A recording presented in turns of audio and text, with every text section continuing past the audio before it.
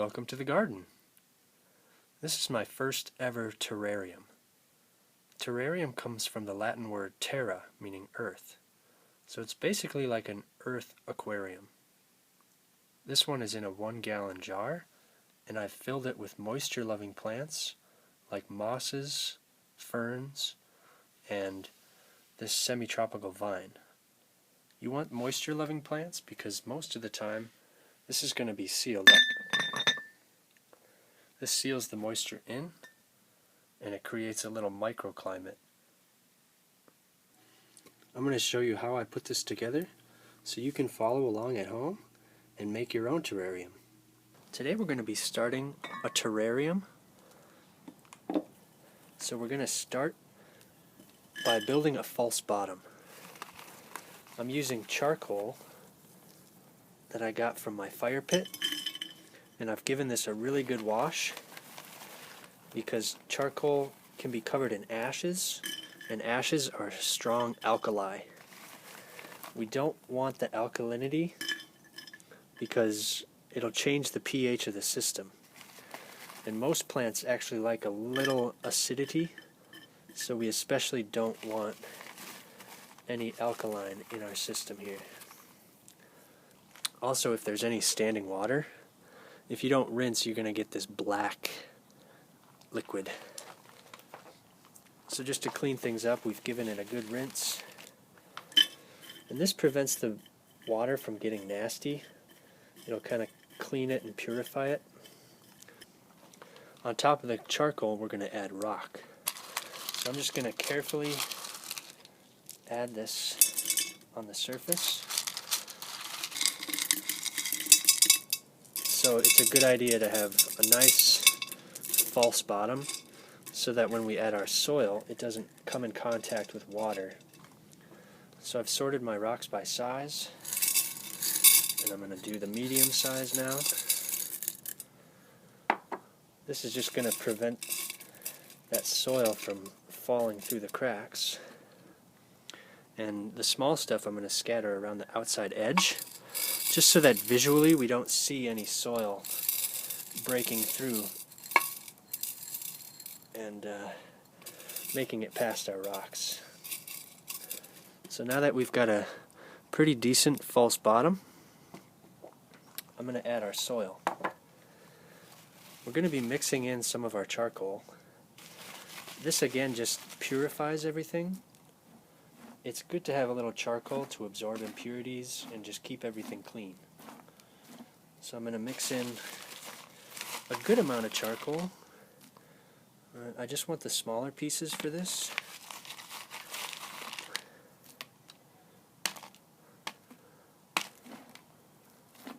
So that should be good.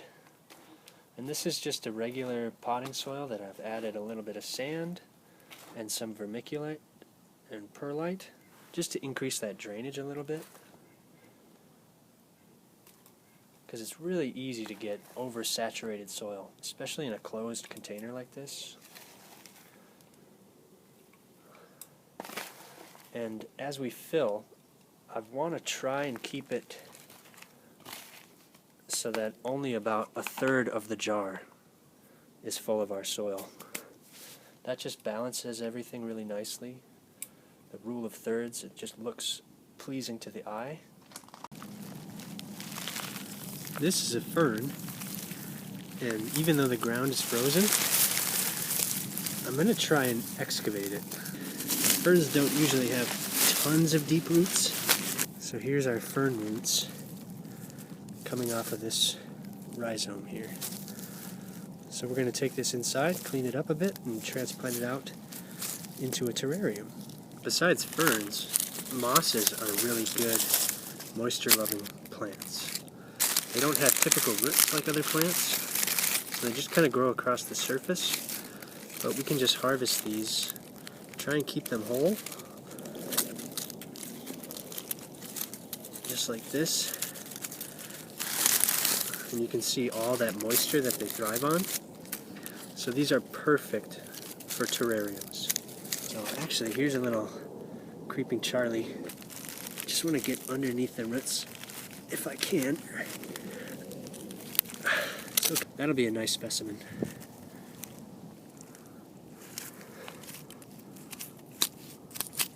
So a few of these will be really nice. Ground is still frozen, but hopefully we'll be able to get some root systems in here. This is like a little microclimate area in the garden,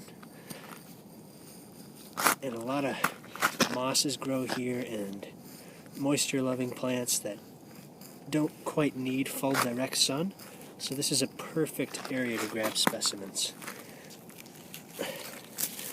Now that may be a little harsh, but hopefully that'll be enough to keep it alive.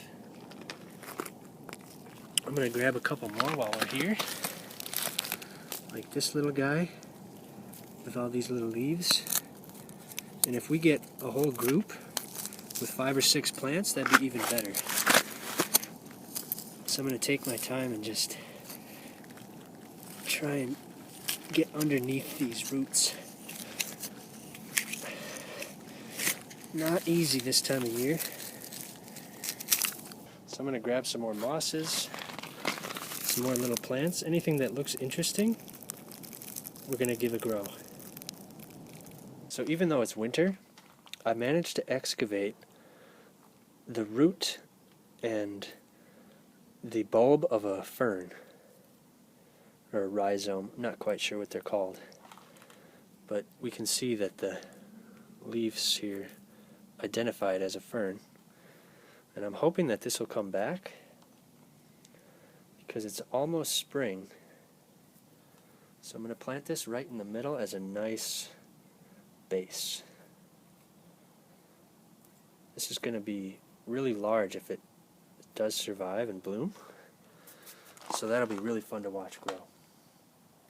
I have another little native fern. We can see the leaves on this one a little bit better because it's really nice and moist in here. These ferns are just going to love it. I've gone around the yard and I tried to find some unique plants and mosses, and I've just been keeping them in this egg container. So these are really great to test what you want to grow. And in a really moist environment, some plants are going to do better than others. So these mosses I think are going to do really well. Creeping Charlie is such a tough plant that I think we'll be okay planting it in our terrarium. And then just some native ground cover plants that already seem to be springing back to life. And I'm going to be peeling away these rotting leaves. We really don't want rotting material in our enclosed system. I'm going to do the mosses last, just so that we can kind of top our container with moss. And at first this might not look spectacular. It's probably going to take a while to become established. So I'm really not going for any award-winning picturesque terrarium here. I'm just doing what I can with what I have. Next step, I'm going to be planting this little guy. Some of these are actually cuttings, but because it's going to be very moist in here, I think the cuttings are going to be okay. But just little things like this, don't even know what kind of plant that is, but it's going to be fun to watch it grow. And if there are little bugs on them, then those are okay too. The really great thing about a closed system is that if you do get insects living in the soil, they're not going to spread and contaminate your other plants. Now we need to keep this in a bright location, but out of the sun. That's important because a closed jar like this can get really, really hot. So you can really just keep it simple and just do a couple different plants. But I really want to experiment and try a bunch of different mosses. We have all these incredible textures. you could add vertical accents like this. It was really cool to go around and just find various plants in the garden. And I've actually found one inside that I think will be good. This is a tropical vine, so it's going to love that humidity. Probably should have planted this in first, but I'm just going to try and squeeze it in over here. And then we're going to water this very sparingly, probably with a misting device, like a spray bottle.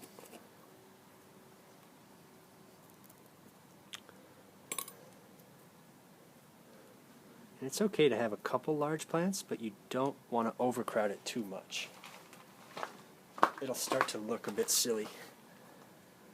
I'm just going to cover the whole thing with moss as much as I have. Hopefully it'll survive. Really not sure about any of this.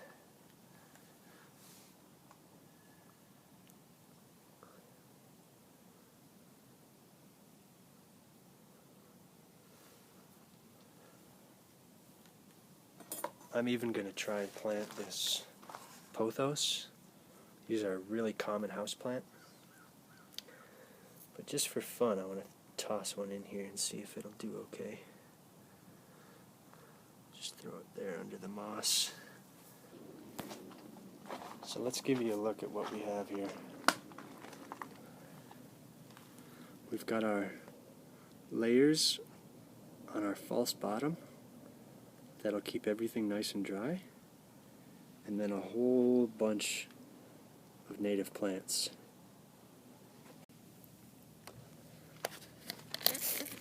So I'm just going to give it a nice even misting all around the center and the edges, just everything. This will clean up the sides of the glass, settle all the roots, and just give everything a nice drink, because once we seal the lid, the moisture that's in there is basically going to recycle itself.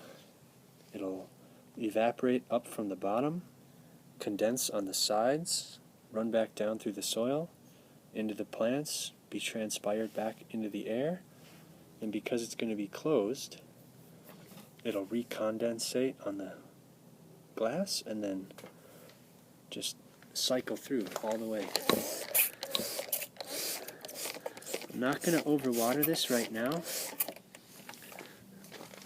because it's going to be really, really easy to get too much moisture in here. And then things like mold can start to grow. And if that happens, we'll just remove the lid and let it dry out for a couple days. The last thing I'm going to do before I put it in its new home is plant some seeds. And these are just dandelions, but I think they'll do okay in here. I've always been a fan of dandelions. So even if our ferns don't come back, these dandelion seeds should. So I'm just going to sprinkle a couple of these just around our soil here.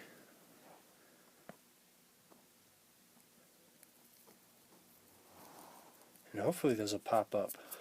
This really isn't a great decoration right now, but as the ferns and the mosses become established, and as our new seedlings start to grow, everything will become balanced and it'll look really nice and natural. So this is what it looks like on day one. And I hope you follow along and see how this changes and evolves.